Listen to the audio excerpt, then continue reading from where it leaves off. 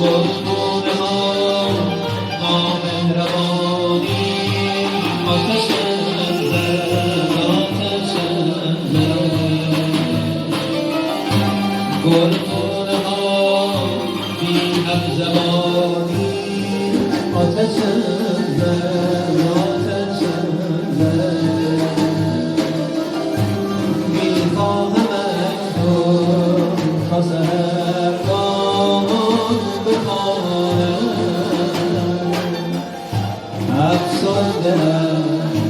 دیوانه‌ام آزرده جانم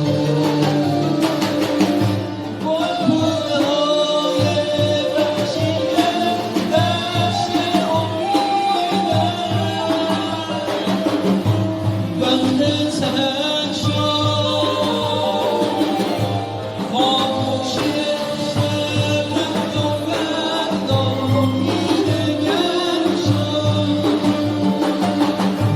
من ماندم تنهای تنها من ماندم تنها یاد سیل غم حبیبم سیل غم من ماندم تنهای تنها من ماندم تنها یاد سیل غم حبیبم سیل غم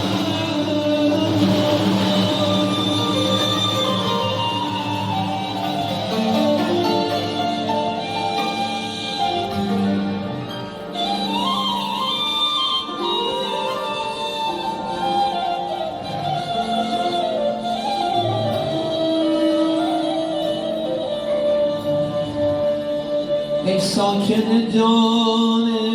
من آخر به کجا رفتی در خانه نهان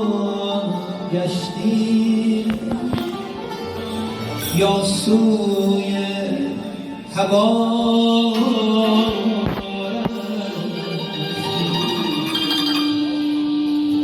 رفتی تو بدین زودی تو باد صبا بودی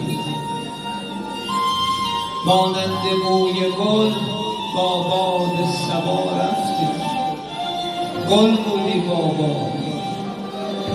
گل بودی و همچو برگ گل از کنار ما پر کشیدی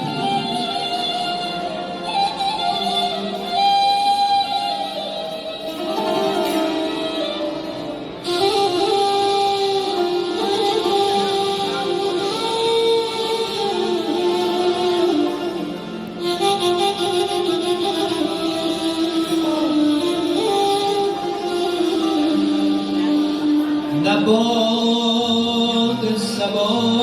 بودی نه مرغ هوا بودی از نور خدا بودی در نور خدا رفتی از نور خدا بودی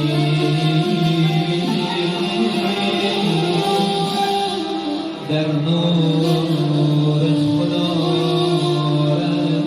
رفتی تمام شما به خوبی مرحوم مرحوم شادروان حاج اصغر آقای دهقان رو میشناختید. شاید خیلی از شما میدونید که این مهربان چقدر مهمان نواز